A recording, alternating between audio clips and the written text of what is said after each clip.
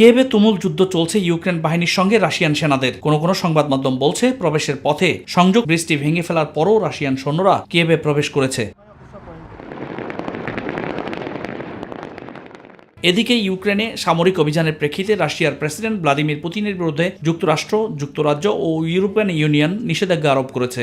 In alignment with the decision by our European allies, the United States will join them in sanctioning President Putin and Foreign Minister Lavrov and members of the Russian National Security. জাতিসংঘের নিরাপত্তা পরিষদে ইউক্রেনে রুশ হামলার বিষয়ে তোলা একটি খসড়া নিন্দা প্রস্তাবে ভেটো দিয়েছে রাশিয়া। প্রস্তাবে ভোট দেওয়া থেকে বিরত থেকেছে চীন, ভারত ও সংযুক্ত আরব আমিরাত। তবে নিরাপত্তা পরিষদের বাকি 11 সদস্য নিন্দা প্রস্তাবের পক্ষে মত দিয়েছে। 11 votes in favor. খসড়া প্রস্তাবটি এবার জাতিসংঘের সাধারণ পরিষদে তোলা হতে পারে। 3 abstentions. অপরদিকে গতরাতে রাশিয়ার প্রেসিডেন্ট ভ্লাদিমির পুতিন ইউক্রেনের সামরিক বাহিনীকে ক্ষমতা নেওয়ার আহ্বান জানিয়েছে। প্যাট্রিক ডিকস্তা, মাই টিভি।